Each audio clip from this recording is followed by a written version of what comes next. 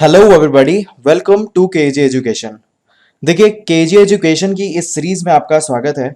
और आज हम द हिंदू का सेट 11 आपके सामने डिस्कस करने जा रहे हैं, जिसमें हम बेसिकली द हिंदू के इंपॉर्टेंट पैसेज को लेते हैं और उसका ट्रांसलेशन करते हैं।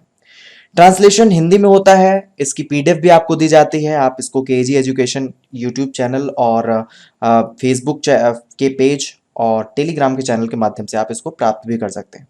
तो चलिए शुरुआत करते हैं आज का इस सेशन, ताकि आपके वोकैबुलरी, आपके ग्रामर की पॉलिशिंग हो सके और आप बहुत ही अच्छी इंग्लिश ट्रांसलेशन और अपने इंग्लिश को मजबूत कर सकें। तो सबसे पहले हम हेडिंग को डिस्कस करते हैं हमेशा की तरह। हेडिंग दिया हुआ है कोरोना वायरस के बारे में, और ये आपके लिए बहुत बड़ा अपडेट भी होने वाला है, क्योंकि ये जो अपडेट ये है कि जो हमारा लॉकडाउन जो 3 मई तक था, अब उसे बढ़ाकर 2 हफ्तों के लिए बढ़ा दिया गया है। ठीक है, तो उसी के बारे में यहाँ पे डिस्कशन हो रहा है। तो कोरोना वायरस से रिलेटेड ये न्यूज थी, हेडिंग थी, और उसमें बोला गया है MHA x tends lockdown for another 2 weeks effective May 4। इसका मतलब है कि एमएचए क्या है? एमएचए है ministry of home affairs. Ministry of home affairs ने एक्सटेंड किया, विस्तार किया किस चीज का? लॉकडाउन का, फॉर एक दूसरे अनदर 2 वीक्स, अगले 2 हफ्तों के लिए, जो कि 4 मई से इफेक्टिव का मतलब होगा प्रभावी होगा। अच्छा, आप लोगों में से कई लोग सोच रहे होंगे यहां पर तो एक्सटेंड्स लिखा हुआ है, और एक्सटेंड्स यानी वर्ब में हमने लगाया है एस। ठीक है, जब वर्ब में एस लगा दिया तो बात तो होनी चाहिए प्रेजेंट टेंस में, यानी प्रेजेंट इंडेफिनिट टेंस में, और आप बोल रहे हैं कि एमएचए ने एक्सटेंड किया। ऐसा क्यों? तो भाई मेरे, आपको मैंने कई बार बताया है, आज मैं फिर बता दे रहा हूं कि जो भी इंग्लिश न्यूज़पेपर होता है उसकी जो हेडिंग होती है वो हमेशा प्रेजेंट इंडेफिनिट में लिखी जाती है, और उसका जो सेंस होता है वो पास्ट में होता है। अब आप पूछेंगे ऐसा क्यों? तो ऐसा इसलिए है क्योंकि हमें जो बेसिकली आपने भी देखा होगा, जो न्यूज़पेपर बेचता है वो घटना के होने के बाद ही न्यूज़पेपर बेचता है, लेकिन फिर भी वो क्या कहता है? आज की ताजा खबर, आज की ताजा खबर।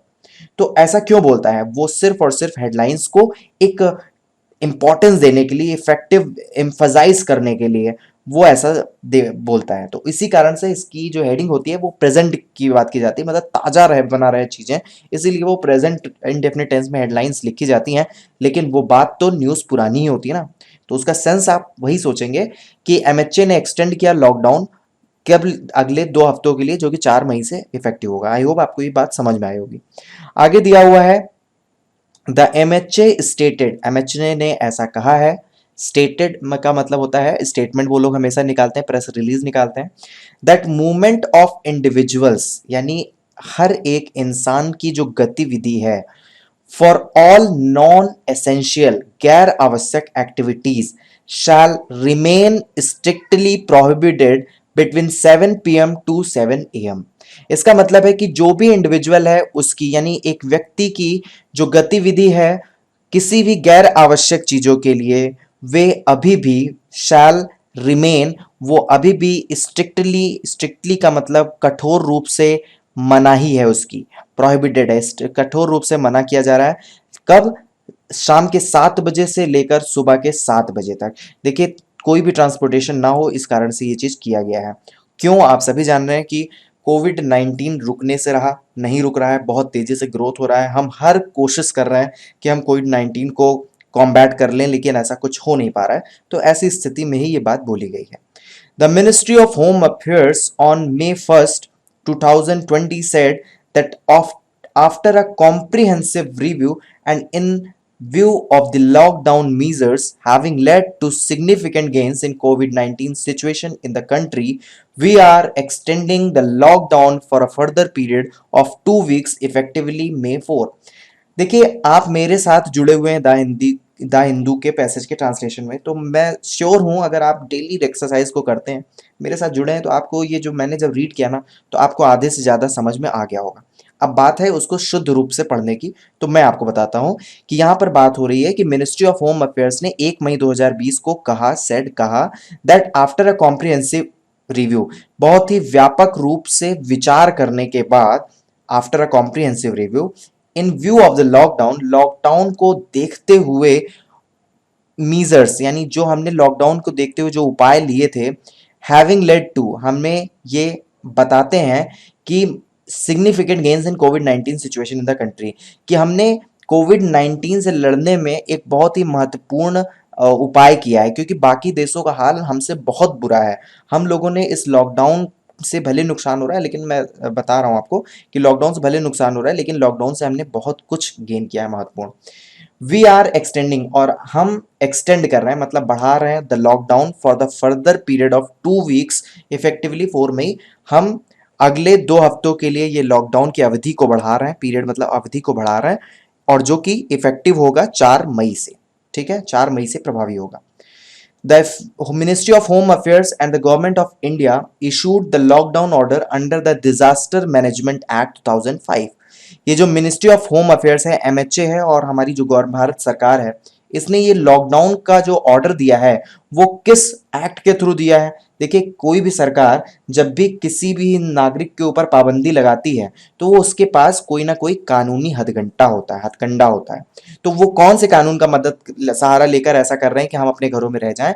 तो वो है डिजास्टर मैनेजमेंट एक्ट, आपदा प्रबंधन कानून 2005। इसके थ्रू ही, इसकी पावर से सरकार हमें अपने घरों में रहने के लिए मजबूर कर सकती है। ठीक है, तो इसी की पावर का यूज करते हुए सरकार ने ऐसा किया है। ये क्वेश्चन इंपॉर्टेंट है, इसलिए आप याद रखिएगा ये किस कानून के तहत, किस पावर के तहत सरकार ऐसा कर सकती है। तो वो है डिजास्टर मैनेजमेंट एक्ट 2005। इसमें क्वेश्चन भी बन सकता है कि ये डिजास्टर मैनेजमेंट एक्ट जो है वो कौन से सन का है, तो आप 2005 देख सकते हैं। तो इस तरह के क्वेश्चन बनाए जा सकते हैं। The MHA also issued new guidelines, MHA ने नई गाइडलाइंस भी इशू की है टू रेगुलेट डिफरेंट एक्टिविटीज को रेगुलेट करने के लिए इस अवधि के दौरान, based on the risk profiling. Risk profiling का मतलब कि जो रिस्क होता है, जो स्थिति की गंभीरता होती है, उसके आधार पर of the districts of the country into red. तो इसकी रिस्क प्रोफाइलिंग क्या था, मतलब रिस्क का मतलब होता है गंभीरता के आधार पर हमने कंट्री को किस में बांटा है?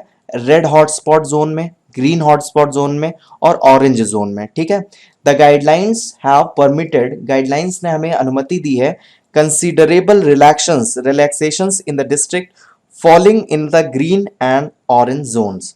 देखिए, रेड जोन जो है, जो कि हॉटस्पॉट जोन जिसको बोला गया है, जो कि सबसे प्रभावी रूप से गिरफ्त में है कोविड-19 के, वहां पर किसी भी तरह की छूट नहीं है। लेकिन जो भी district falling in the green and orange zone, जो भी district falling in the green का मतलब क्या है कि जो भी इस ग्रीन कैटेगरी और ऑरेंज जोन में आ रहे हैं, ग्रीन जोन और ऑरेंज जोन में, वहां पर कंसिडरेबल, यहां पर देखिए लिखा हुआ कंसिडरेबल रिलैक्सेशंस दिए जाएंगे, मतलब वहां पर कुछ स्थिति में छूट दी जाएगी। ठीक है, उसमें कड़ाई जो है उस पर छूट दी जाएगी।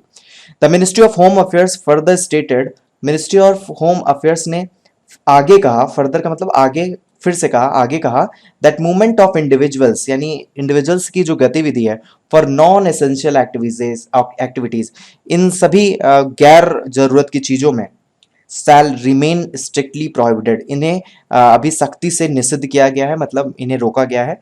बिटवीन 7 PM टू 7 AM, शाम के 7 बजे से सुबह के 7 AM तक कोई भी इंसान घर से बाहर नहीं निकल सकता है। अगर निकलेगा तो उसके ऊपर खिलाफ कानूनी कार्रवाई होगी, बशर्ते अगर वो किसी मेडिकल प्रॉब्लम से बाहर निकल रहा है तो फिर ऐसा कुछ नहीं होगा। Local authorities shall issue orders under appropriate provisions of law, local authority को ये ऑर्डर दिया जाता है कि वे इस प्रावधानों को सख्ती से इसका पालन करें।